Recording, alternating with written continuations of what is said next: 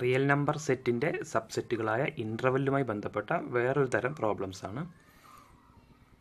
ഇത് ഇൻഫിനിറ്റി ഉൾപ്പെടുന്ന ചില ഇൻ്റർവെൽസിനെ എങ്ങനെയാണ് എഴുതുക എന്ന് കാണിക്കാൻ വേണ്ടിയുള്ള പ്രോബ്ലംസ് ആണ്. രണ്ട് പ്രോബ്ലമാണ് തന്നിട്ടുള്ളത്. ഒന്ന്, set of all X such that X belongs to R minus infinity less than x less than or equal to 1.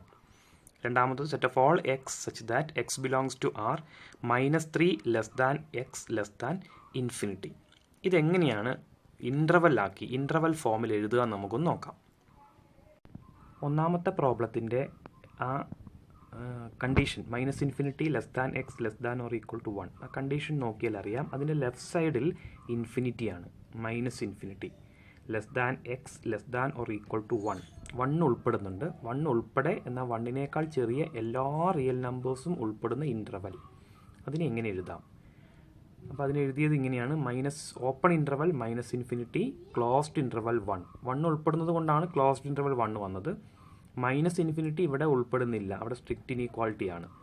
അപ്പോൾ ശ്രദ്ധിക്കേണ്ട ഒരു കാര്യം, ഇൻഫിനിറ്റി ഉൾപ്പെടുന്ന ഭാഗം എപ്പോഴും ഓപ്പൺ ആയിരിക്കും.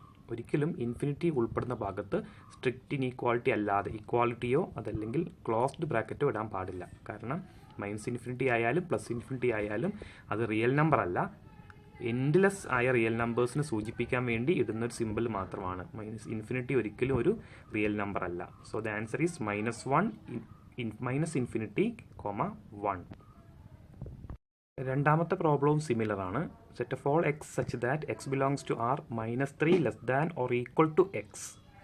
അവിടെ -3 ഉൾപ്പെടെയാണ്, less than or equal to X ആണ്. സോ -3യുടെ ആ സൈഡിൽ ക്ലോസ്ഡ് ബ്രാക്കറ്റാണ് വേണ്ടത്. ക്ലോസ്ഡ് ഇൻ്റർവൽ -3, റൈറ്റ് സൈഡിൽ ഇൻഫിനിറ്റി ആണ്. So we should use the open bracket. It is infinity. -3യേക്കാൾ വലിയ എല്ലാ റിയൽ നമ്പേഴ്സും ഉൾപ്പെടുന്ന interval. So closed interval -3, open interval infinity. അപ്പോൾ ഇവിടെ ശ്രദ്ധിക്കേണ്ട ഒരു കാര്യം, -∞ ആയാലും +∞ ആയാലും we always use the open bracket on that side.